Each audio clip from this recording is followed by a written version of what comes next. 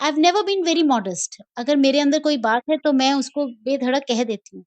और अच्छी हो बुरी हो जब तक फिर उसके लोग कहते हैं निधि ये बात तुम्हारी अच्छी थी या बुरी थी।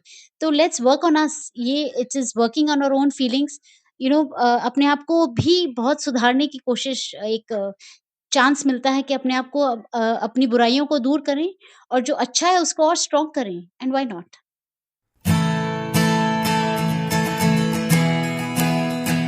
आप सुन रहे हैं कहानी जानी अनजानी पीयूष अग्रवाल के साथ। चलिए आज की कहानी का सफर शुरू करते हैं। हेलो दोस्तों, मैं आपका दोस्त पीयूष अग्रवाल इस शुक्रवार फिर हाजिर हूं आपके साथ कहानी जानी अनजानी पॉडकास्ट में। ये जो आवाज आपने अभी सुनी, ये थी हमारी आज की मेहमान निधि बंसल की। एक जानी मानी कवयित्री हैं और कहानियों को अपने जीवन का आईना मानती हैं। इन्होंने बहुत से मंचों पर परफॉर्म किया है और बहुत खिताब भी जीते हैं। पर पहले ये बताइए, आपने हमें अभी तक अपनी अनकही कहानी लिखी या नहीं? अगर नहीं तो आज ही लिख भेजिए, क्योंकि बस एक ही हफ्ता बचा है हमारे अनकही कहानियां प्रतियोगिता में। और जानकारी के लिए piyushagarwal.com पर जाएं। आशा करता हूं आपने हमारे पिछले हफ्ते की कहानी काबुली वाला को जरूर सुना। अगर नहीं तो आज ही सुनिए इस एपिसोड के बाद। आखिर इतनी प्यारी दोस्ती की कहानी कैसे कोई मिस कर सकता है। हमारी आज की कहानी है विमाता, जो मुंशी प्रेमचंद द्वारा लिखी गई है। जहां हिंदी कहानियों की बात हो, वहां प्रेमचंद जी की बात ना हो ऐसा हो ही नहीं सकता। इनका असली नाम धनपत राय श्रीवास्तव है और इनका जन्म वाराणसी में हुआ। इन्होंने हिंदी और उर्दू में कई उपन्यास और कहानियां लिखी हैं। इन्हें स्वाधीनता संग्राम का भी बड़ा कथाकार कहा जाता है। हमारे तीसरे एपिसोड में हमने प्रेमचंद जी की एक और कहानी बड़े भाई साहब पढ़ी थी। वो मेरी मनपसंद कहानी है। प्रेमचंद जी और हमारे मेहमान निधि जी के बारे में और जानकारी के लिए जाइए हमारे वेबसाइट piyushagarwal.com के शो नोट्स पर। तो चलिए शुरू करते हैं आज की कहानी का सफर निधि जी के साथ।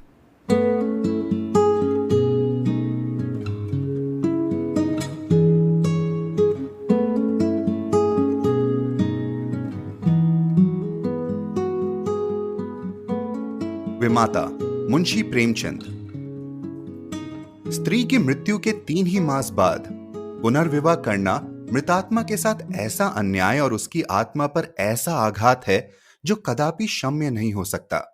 मैं यह कहूंगा कि उस स्वर्गवासिनी की मुझसे अंतिम प्रेरणा थी, और न मेरा शायद यह कथन ही मान्य समझा जाए कि हमारे छोटे बालक के लिए मां की उपस्थिति परमावश्यक थी।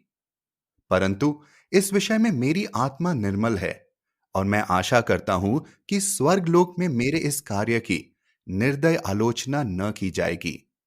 सारांश यह कि मैंने विवाह किया, और यद्यपि एक नवविवाहिता वधू को मातृत्व उपदेश बेसुरा राग था, पर मैंने पहले ही दिन अंबा से कह दिया कि मैंने तुमसे केवल इस अभिप्राय से विवाह किया है कि तुम मेरे भोले बालक की मां बनो और उसके हृदय से उसकी मां की मृत्यु का शोक भुला दो। 2 मास व्यतीत हो गए। मैं संध्या समय मुन्नू को साथ लेकर वायु सेवन को जाया करता था। लौटते समय कतिपय मित्रों से भेंट भी कर लिया करता था। उन संगतों में मुन्नू श्यामा की भांति चहकता। वास्तव में इन संगतों से मेरा अभिप्राय मनोविनोद नहीं, केवल मुन्नू के असाधारण बुद्धि चमत्कार को प्रदर्शित करना था। मेरे मित्रगण जब मुन्नू को प्यार करते और उसकी विलक्षण बुद्धि की सराहना करते, तो मेरा हृदय बांसों उछलने लगता था। एक दिन मैं मुन्नू के साथ बाबू ज्वाला सिंह के घर बैठा हुआ था। ये मेरे परम मित्र थे। मुझ में और उनमें कुछ भेदभाव न था। इसका अर्थ यह नहीं है कि हम अपनी क्षुद्रताओं, अपने पारिवारिक कलहादी और अपनी आर्थिक कठिनाइयां बयां किया करते थे। नहीं, हम इन मुलाकातों में भी अपनी प्रतिष्ठा की रक्षा करते थे और अपनी दुर्व्यवस्था का जिक्र कभी हमारी जबान पर न आता था। अपनी कालिमाओं को सदैव छिपाते थे। एकता में भी भेद था और घनिष्ठता में भी अंतर। अचानक बाबू ज्वाला सिंह ने मुन्नू से पूछा, क्यों, तुम्हारी अम्मा तुम्हें खूब प्यार करती है ना? मैंने मुस्कुराकर मुन्नू की ओर देखा। उसके उत्तर के विषय में मुझे कोई संदेह न था। मैं भली भांति जानता था कि अम्मा उसे बहुत प्यार करती है। परंतु मेरे आश्चर्य का ठिकाना न रहा जब मुन्नू ने इस प्रश्न का उत्तर मुख से न देकर नेत्रों से दिया। उसके नेत्रों से आंसू की बूंदें टपकने लगी। मैं लज्जा से गड़ गया। इस अश्रु जल ने अम्बा के उस सुंदर चित्र को नष्ट भ्रष्ट कर दिया, जो गत 2 मास से मैंने हृदय में अंकित कर रखा था। ज्वाला सिंह ने कुछ संशय की दृष्टि से देखा और पुनः मुन्नू से पूछा, क्यों रोते हो बेटा? मुन्नू बोला, रोता नहीं हूं, आंखों में धुआं लग गया था।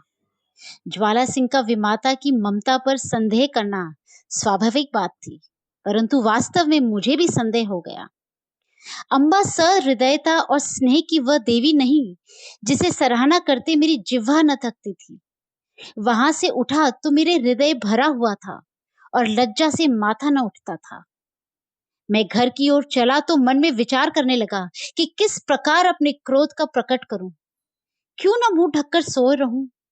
अम्बा जब पूछे तो कठोरता से कह दूं कि मेरे सिर में पीड़ा है, मुझे तंग मत करो। भोजन के लिए उठाए तो झिड़क कर उत्तर दूं। अम्बा अवश्य समझ जाएगी कि कोई बात मेरे इच्छा के प्रतिकूल हुई है। मेरे पांव पकड़ने लगेगी। उस समय अपने व्यंगपूर्ण बातों से उसका हृदय भेद डालूंगा। ऐसा रुलाऊंगा कि वो भी याद करे। पुनः विचार आया कि उसका हंसमुख चेहरा देखकर मैं अपने हृदय को वश में रख सकूंगा या नहीं। उसकी एक प्रेमपूर्ण दृष्टि, एक मीठी बात, एक रसीली चुटकी मेरी शिलातुल्य रुष्टता के टुकड़े टुकड़े कर सकती है। परंतु हृदय की इस निर्बलता पर मेरा मन झुंझला उठा। ये मेरी क्या दशा है? क्यों इतनी जल्दी मेरे चित्त की काया पलट गई? मुझे पूर्ण विश्वास था कि मैं इस मृदुल वाक्यों की आंधी और ललित कटाक्षों के बहाव में भी अचल रह सकता हूँ। और कहाँ अब ये दशा हो गई कि मुझे साधारण से झोंके भी सहन करने की सामर्थ्य नहीं। इन विचारों से हृदय में कुछ दृढ़ता आई। तिस पर भी क्रोध की लगाम पग पग पर ढीली हो जाती थी। अंत में मैंने हृदय को बहुत दबाया और बनावटी क्रोध का भाव धारण किया। ठान लिया कि चलते ही चलते एकदम से बरस पड़ूंगा। ऐसा न हो कि विलंब रूपी वायु इस क्रोध रूपी मेघ को उड़ा ले जाए। परंतु जो ही घर पहुंचा, अंबा ने दौड़कर मुन्नू को गोद में ले लिया और प्यार से सने हुए कोमल स्वर से बोली, आज तुम इतनी देर तक कहाँ घूमते रहे? चलो देखो मैंने तुम्हारे लिए कैसी अच्छी अच्छी फुलौड़ियां बनाई हैं। मेरा कृत्रिम क्रोध एक क्षण में उड़ गया। मैंने विचार किया, इस देवी पर क्रोध करना भारी अत्याचार है। मुन्नू अबोध बालक है। संभव है कि वो अपनी माँ का स्मरण कर रो पड़ा हो। अम्बा इसके लिए दोषी नहीं ठहराई जा सकती। हमारे मनोभाव पूर्व विचारों के अधीन नहीं होते। हमें उनको प्रकट करने के निमित्त कैसे कैसे शब्द करते हैं, परंतु समय पर शब्द हमें धोखा दे जाते हैं और वे यही भावनाएं स्वाभाविक रूप में प्रकट होती हैं। मैंने अंबा को न तो कोई व्यंगपूर्ण बातें ही कही और न क्रोधित हो मुख ढांक कर सोया ही, बल्कि अत्यंत कोमल स्वर में बोला, मुन्नू ने आज मुझे अत्यंत लज्जित किया। खजांची साहब ने पूछा, तुम्हारी नई मां तुम्हें प्यार करती है या नहीं? तो ये रोने लगा। मैं लज्जा से गड़ गया। मुझे तो स्वप्न में भी यह विचार नहीं हो सकता कि तुमने इसे कुछ कहा होगा।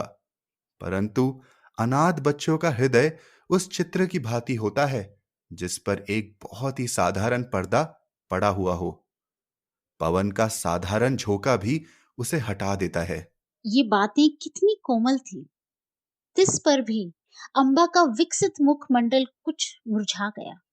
वह सजल नेत्र होकर बोली, इस बात का विचार तो मैंने यथासाध्य पहले ही दिन से रखा है, परंतु ये असंभव है कि मैं मुन्नू के हृदय से माँ का शोक मिटा दूं। मैं चाहे अपना सर्वस्व अर्पण कर दूं, परंतु मेरे नाम पर जो सौतेलेपन की कालिमा लगी है, वो मिटा नहीं सकती। मुझे भय था कि इस वार्तालाप का परिणाम कहीं विपरीत न हो, परंतु दूसरे ही दिन मुझे अंबा के व्यवहार में बहुत अंतर दिखाई देने लगा। मैं उसे प्रातः सायंकाल पर्यतम मुन्नू की ही सेवा में लगी हुई देखता, यहां तक कि उस धुन में उसे मेरी भी चिंता न रहती थी। परंतु मैं ऐसा त्यागी न था कि अपने आराम को मुन्नू पर अर्पण कर देता। कभी कभी मुझे अम्बा की ये अश्रद्धा न भाती, परंतु मैं भूल कर भी इसकी चर्चा न करता। एक दिन मैं अनियमित रूप से दफ्तर से कुछ पहले ही आ गया। क्या देखता हूँ कि मुन्नू द्वार पर भीतर की ओर मुख किए खड़ा है। मुझे इस समय आंख मिचोली खेलने की सूझी। मैंने दबे पांव पीछे से जाकर उसके नेत्र मूंद लिए, पर शोक, उसके दोनों गाल अश्रुपूरित थे। मैंने तुरंत दोनों हाथ हटा लिए। ऐसा प्रतीत हुआ मानो सर्प ने डस लिया हो। हृदय पर एक चोट लगी। मुन्नू को गोद में लेकर बोला, मुन्नू, क्यों रोते हो? यह कहते कहते मेरे नेत्र भी सजल हो गए। मुन्नू आंसू पीकर बोला, जी नहीं, रोता नहीं हूं। मैंने उसे हृदय से लगा लिया और कहा, अम्मा ने कुछ कहा तो नहीं? मुन्नू ने सिसकते हुए कहा, नहीं जी, मुझे वो बहुत प्यार करती हैं। मुझे विश्वास न हुआ। पूछा, वह प्यार करती तो तुम रोते क्यों? उस दिन खजांची के घर भी तुम रोए थे। तुम मुझसे छिपाते हो। कदाचित तुम्हारी अम्मा अवश्य तुमसे कुछ क्रोध हुई है। मुन्नू ने मेरी ओर कातर दृष्टि से देखकर कहा, नहीं जी, वो मुझे प्यार करती हैं। इसी कारण मुझे बारंबार रोना आता है। मेरी अम्मा मुझे अत्यंत प्यार करती थी। वो मुझे छोड़कर चली गई। नई अम्मा उससे भी अधिक प्यार करती है। इसीलिए मुझे भय लगता है कि उसकी तरह ये भी मुझे छोड़कर न चली जाए। यह कहकर मुन्नू पुनः फूट फूट कर रोने लगा। मैं भी रो पड़ा। अम्बा के इस स्नेहमय व्यवहार ने मुन्नू के सुकोमल हृदय पर कैसा आघात किया था। थोड़ी देर तक मैं स्तंभित रह गया। किसी कवि की ही यह वाणी स्मरण आ गई कि पवित्र आत्माएं इस संसार में चिरकाल तक नहीं ठहरती। कहीं भावी ही इस बालक की जीवा से तो यह शब्द नहीं कहला रही है। ईश्वर न करे कि वह अशुभ दिन देखना पड़े। परंतु मैंने तर्क द्वारा इस शंका को दिल से निकाल दिया। समझा कि माता की मृत्यु ने प्रेम और वियोग में एक मानसिक संबंध उत्पन्न कर दिया है और कोई बात नहीं। मुन्नू को गोद में लिए अम्बा के पास गया और मुस्कुराकर बोला, इनसे पूछो क्यों रो रहे हैं। अम्बा चौंक पड़ी। उसके मुख की कांति मलिन हो गई। बोली, तुम ही पूछो। मैंने कहा, यह इसलिए रोते हैं कि तुम इन्हें अत्यंत प्यार करती हो और इनको भय है कि तुम भी इनकी माता की भांति इन्हें छोड़कर न चली जाओ। जिस प्रकार गर्द साफ हो जाने से दर्पण चमक उठता है, उसी भांति अम्बा का मुखमंडल प्रकाशित हो गया। उसने मुन्नू को मेरी गोद से छीन लिया और कदाचित ये प्रथम अवसर था कि उसने ममता पूर्ण स्नेह से मुन्नू के पांव को चुंबन लिया। शोक, महाशोक। मैं क्या जानता था कि मुन्नू की अशुभ कल्पना इतनी शीघ्र पूर्ण हो जाएगी। कदाचित उसकी बाल दृष्टि ने होनहार को देख लिया था। कदाचित उसके बाल श्रवण मृत्यु दूतों के विकराल शब्दों से परिचित थे। 6 मास भी व्यतीत न हो पाए थे कि अम्बा बीमार पड़ी और इन्फ्लुएंजा ने देखते देखते उसे हमारे हाथों से छीन लिया। पुनः वह उपवन मरुतल तुल्य हो गया। पुनः वो बसा हुआ घर उजड़ गया। अम्बा ने अपने को मुन्नू पर अर्पण कर दिया था। हाँ, उसने पुत्र स्नेह का आदर्श रूप दिखाया था। शीतकाल था और वह घड़ी रात्रि शेष रहते ही मुन्नू के लिए प्रातः काल की भोजन बनाने उठती थी। उसके इस स्नेह बहुमूल्य ने मुन्नू पर स्वाभाविक प्रभाव डाल दिया था। वह हठीला और नटखट हो गया था। जब तक अम्बा भोजन कराने न बैठे, मुंह में कौर न डालता। जब तक अम्बा पंखा न झले, वो चारपाई पर पांव न रखता। उसे छेड़ता, चिढ़ाता और हैरान कर डालता। परंतु अम्बा को इन बातों से आत्मिक सुख प्राप्त होता था। इन्फ्लुएंजा से करहा रही थी। करवट लेने तक की शक्ति न थी। शरीर तवा हो रहा था, परंतु मुन्नू के प्रातः काल के भोजन की चिंता लगी रहती थी। हाय, वह निस्वार्थ मात्र स्नेह अब स्वप्न हो गया। उस स्वप्न के स्मरण से भी अब हृदय गदगद हो जाता था। अम्बा के साथ मुन्नू का चुलबुलापन तथा बाल क्रीड़ा विदा हो गई। अब वह शोक और नैराश्य की जीवित मूर्ति है। वह अब भी नहीं रोता। ऐसा पदार्थ खोकर अब उसे कोई 'Cause खटका, कोई I've भय always नहीं रह been गया। on the run. Walked to the door and we said our goodbyes, and then Tokyo lights fade away.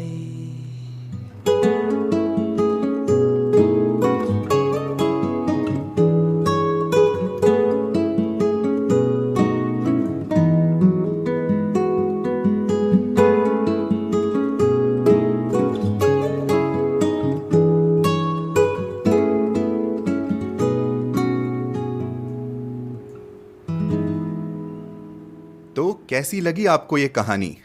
मज़ा आया कि नहीं? जी हाँ, हमारी गेस्ट निधि बंसल जी हमारे साथ अभी भी बनी हुई है। ये कहानी सुना के अभी तक गायब नहीं हुई है। तो चलिए कुछ बातें कर लेते हैं इनके साथ में। निधि जी कैसी हैं आप? बहुत बढ़िया, आपका आशीर्वाद है सर। पहले तो मैं ये कहना चाहूँगा कि बहुत ही मज़ा आया आपके साथ कहानी पढ़ने में और प्रेमचंद की कहानियाँ हमेशा ही पढ़ने में मज़ा तो आता ही है, लेकिन अगर ऐसा साथ हो तो उसका मज़ा और भी दुगना हो जाता है। इस कहानी को चुनने में मेरा एक निजी कारण है, मैं आपसे साझा करना चाहूँगी। इसमें विछोह ममता की एक बहुत बड़ी बात है और विछोह के बारे में डिस्कस किया गया है। एक्चुअली मेरी खुद की मदर की बहुत अर्ली एज में मेरी अर्ली एज में डेथ हो गई एंड कुछ सालों बाद मेरी मदर इन लॉ की भी डेथ हो गई। और कुछ समय के बाद मेरी डॉटर्स हैं, वो दोनों हॉस्टल चली गईं। तो मैंने mother in law and mother दोनों का मदरहुड वाला पीरियड बहुत लंबा नहीं देखा एंड क्योंकि मेरी डॉटर्स भी हॉस्टल चली गईं, तो मेरे अंदर जो मदरहुड वाली बात थी, वो भी बहुत ज़्यादा मैं न्योछावर नहीं कर पाई। तो कहीं न कहीं ये स्टोरी मेरे से बहुत ज़्यादा रिलेट करती है। तो और मैं एक्चुअली बताऊँ ज जब मैंने फर्स्ट टाइम पढ़ी इसको, I was actually into tears मेरे सच में मेरी आँखें नम हो गई थी। तो एक तरह से आपने हमारे साथ अपना जीवन बाँटा है। बिल्कुल, बिल्कुल। जी हाँ, मैं सोच भी नहीं सकता कि आप पर क्या बीती होगी बिना माँ की ममता के। और ये कहानी अब और भी ज़्यादा बहुमूल्य हो गई है मेरे लिए भी कि मैंने आपके साथ ये कहानी पढ़ी और आपने मौका दिया कि भाई हाँ, ये कहानी हम सबको सुना सकें। प्रेमचंद की कोई और कहानियाँ भी हैं जो आपके दिल को इसी तरह छुई हो और जिसके भाव आपके जीवन से मिलते-जुलते पाए गए हों? बिल्कुल, ऐसी बहुत सारी कहानियाँ हैं और मैं आपको सच बात बताऊँ तो जब मैंने अपना ये पोएट्री का सफ़र शुरू किया, तो मेरी पहली किताब ही मानसरोवर थी और मैंने प्रेमचंद जी की संदूकची में से सारी कहानियाँ एक-एक करके निकाली, उन्हें पढ़ा और एक्चुअली में उनको जिया भी बहुत। अब हुँ, बूढ़ी हुँ। काकी एक ऐसी कहानी है जिसने मेरे अंतर्मन को छुआ है और आजकल हमारे जो बुज़ुर्ग हैं, मेरे फादर इन लॉ हैं, तो कई बार मैं उस कहानी को पढ़ती हूँ तो कहीं न कहीं ये टच होता है कि जैसे अब वो बच्चे हो गए हैं, ही इज़ 80 इयर्स नाउ अब वो बच्चों की तरह हो गए हैं। हुँ, हुँ। और जैसे जो खाने-पीने की लालसा है, एक वही लालसा रह गई है और तो कुछ है ही नहीं। तो बस अब जो बुज़ुर्ग हैं हमारे, उनको ना काम-धंधे की लालसा है, ना घूमने-फिरने की है। उनका एक जिह्वा का स्वाद ही है जो उनका अपना है। तो ये बहुत एक मामूली-सी चीज़ है अगर हम देखें उसे तो। तो बस कहीं न कहीं अब इस कहानी को पढ़ के बल्कि मेरे अंदर और जागृत हो गया कि नहीं उनकी इस लालसा को तो कम से कम मैं पूरा करूँ। बहुत ही बढ़िया, बहुत ही बढ़िया। अब चलिए थोड़ा-सा निधि जी के बारे में भी जानते हैं। तो निधि बंसल जी एक कवयित्री हैं, बहुत ही जानी-मानी कविताएँ इन्होंने लिखी है। ये अंग्रेज़ी और हिंदी दोनों में कविताएँ लिखती है। जी, जी। तो निधि जी ज़रा बताएँगे कि आपकी शुरुआत कैसे हुई इस जर्नी पे? सबसे पहले आपको ये बताऊँगी कि मेरे लिए शब्दों को जोड़ना ही कविता थी, सबसे पहले। और रसोई में चिमटे और तवे के साथ ही वो म्यूज़िकल एंटरटेनमेंट होता रहता था, तो कहीं न कहीं शब्द जुड़ने लग गए। तो मेरे लिए राइमिंग करना ही कविता मैंने मान लिया। फिर धीरे-धीरे कहीं 1-2 जगह सुनाई, पढ़ी करी, तो किसी ने सराहा दिया तो मुझे भी प्रेरणा मिलती गई कि नहीं चलो इसी को आगे बढ़ाया जाए। और धीरे-धीरे फिर शब्दों से ज़्यादा फिर भावों को जोड़ने लग गई। फिर कुछ अपने निजी एक्सपीरियंसेस के बारे में लिखा। फिर दूसरों के जो भाव हैं, उनकी जो फीलिंग्स हैं, उनको ऑब्ज़र्व करके उनके बारे में लिखने लग गई। एंड अब मैं मोस्टली वुमेन के ऊपर लिखती हूँ एंड इमोशन मेरे लिए बहुत मैटर करता है। हुँ, हुँ। तो बस उसी से रिलेट करके मैं बस इस जर्नी पर निकल पड़ी हूँ। बहुत खूब। वैसे कहा जाए तो हमारे सुनने वालों में से भी ऐसे बहुत लोग हैं जो लिखते ज़रूर हैं, लेकिन मैंने ये नोटिस किया है कि जो ज़्यादातर लोग लिखते हैं, वो दूसरों के साथ शेयर नहीं कर पाते। वो बस लिखते हैं अपनी डायरी में छुपाकर और अपनी डायरी में ही रखते हैं। तो उनके लिए आप क्या कहना चाहेंगे? देखिए मी बीइंग अ हाउसवाइफ तो this is my only claim to fame कि मैं लिख रही हूँ, हुँ, हुँ। तो I think I should spread it and why not? और स्प्रेड करना चाहिए। इसमें ऐसा कुछ नहीं है कि आप छुपा के रख दें और जब तक आप छुपा के रखेंगे, तो आप उन फीलिंग्स को बाहर नहीं निकालेंगे। कहीं न कहीं जब हम कविता लिखते हैं, तो हम अपनी फीलिंग्स को एक वेंट आउट देते हैं। जब खाली कर दिया स्याही से सब लिख दिया, कर दिया, तो खाली वो शब्द नहीं, वो आपकी अपनी खुद की फीलिंग्स है जो आपने बयाँ करी। कई बातें ऐसी होती हैं जो हम लोगों से नहीं कह पाते हैं। लोगों को अपनी फीलिंग्स नहीं व्यक्त कर पाते हैं। तो this is the best way to come out of your feelings. एकदम। इनफैक्ट बहुत लोग इसलिए भी अपना खुद का नाम यूज़ नहीं करते जब वो कोई चीज़ पब्लिश करते हैं, क्योंकि उन्हें लगता है कि भई उनकी जो बातें हैं, वो जो लिख रहे हैं, वो जो बताना चाहते हैं ज़माने को, वो लोगों तक पहुँचे। उनका नाम ना हुँ, भी हुँ। पहुँचे तो ठीक है। तो अगर आप में से कुछ लोग ऐसे हैं जो नहीं चाहते कि आपके नाम के साथ आपके काम को जोड़ा जाए, तो आप किसी पेन नेम के नीचे भी लिख सकते हैं। लेकिन जैसा कि निधि जी कह रही हैं, अपनी बातें दुनिया के सामने रखना और एक अपना नज़रिया रखना बहुत ही ज़रूरी है। बिल्कुल, बिल्कुल। मेरे ख़्याल से तो बहुत ज़रूरी है। और क्योंकि आपने ऐसा कहा है, तो मैं ये मौका छोड़ूँगा नहीं। निधि जी, कहानी तो आपने सुना दी है, अगर मैं बहुत ज़्यादा नहीं माँग रहा हूँ आपसे, तो एक कविता भी छोटी-सी अगर सुना दी जाए तो मज़ा आ जाएगा। जी, बिल्कुल। और ये क्योंकि हमने अभी जो कहानी पढ़ी है, वो एक मातृ प्रेम के ऊपर है, तो ये मेरी कविता भी हुँ, हुँ। उसी से संबंधित है। ये कविता मेरे लिए कुछ ख़ास है, मेरे लिए मदरहुड दोनों तरफ से कुछ भगवान ने हाथ खींच लिया था, तो उसी को दर्शाती है ये बात। कविता का शीर्षक है आसमान। मेरा एक मुट्ठी आसमान, सोचती थी कैद कर लूँगी, क्षितिज के पार जाना है अरमानों को पंख लगा दूँगी। नीले आसमान के आगे एक और दुनिया है, दूरी तय कर लूँगी। इल्म नहीं तुझे मेरी दीवानगी का, अड़ जाऊँ अगर खुदा ढूँढ लूँगी। बचपन की उँगली छुड़ा, ज़िंदगी अब नया आसमान ढूँढने लगी। नई उमंग, नए ढंग, नई डगर, नया सफ़र, कुछ विस्मय, कुछ फ़िक्र, कुछ ख्वाहिशें और उनका ज़िक्र। खर्चते वक़्त के साथ बदलने लगा मेरा भी आसमां। कभी घनघोर, कभी गुस्सैल, बढ़ने लगा तापमान। तेवर दिखलाता वो मुझे, तेवर दिखलाता वो मुझे, आज़माता हर वक़्त, मज़ाक करता कभी-कभी, ऊँचा हूँ आ पहुँच मुझ तक। फिर एक दिन माँ ने कहा फिर एक दिन माँ ने कहा, न हो तुम किसी आसमान के तारे, न हो किसी चमन के फूल, न हो कोई मोती सागर के, तुम तो हो टुकड़े मेरे जिगर के। मेरा गुरूर, मेरी शान, तुम हो मेरा आसमान। सोच में पड़ गई मैं, सोच में पड़ गई मैं अदना सी, मुझ में क्या महान। बिठा लिया माँ ने आसमान सातवें पर, बिठा लिया माँ ने आसमान सातवें पर, मैं थी उनकी मंजिल, उनका मील का पत्थर। कहती थी तोड़ लाएंगी सितारे, टाक देंगी मेरे दुपट्टे में सारे के सारे। मुझ में देखती वो अपना बचपन, अपना यौवन, मैं थी उनका दर्पण, उनका कण कण। उनकी वजूद की मैं पहचान थी, वो छूने आसमान को उड़ती नहीं, झुकता था कदमों पर आसमान उनका। चूम लेती जो प्यार से माथा कभी, चूम लेती प्यार से जो माथा कभी, गर्व से आसमान भी झूम उठता। आज आज मिल गया मेरा आसमान उस आसमान से, दूर छुपा चेहरा तारों के बीच टिमटिमाता है। देख मुझे सुकून से आज भी झुका झुका जाता है। आ रही हूँ।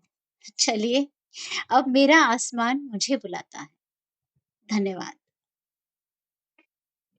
बहुत ही लाजवाब। मतलब सुन के एक हद तक दिल भर आया। बहुत-बहुत शुक्रिया कि आपने हमारे साथ ये कविता शेयर की। नहीं, मैं आपका बहुत-बहुत धन्यवाद देना चाहूँगी पीयूष जी कि आपने मुझे अवसर दिया कि मैं अपनी बात आप सभी के सामने रख सकूँ। बहुत-बहुत शुक्रिया। तो सुनने वालों को अगर ये कविता पसंद आई, तो आप निधि जी की और भी ढेर सारी कविताएँ सुन सकते हैं उनके यूट्यूब चैनल पर।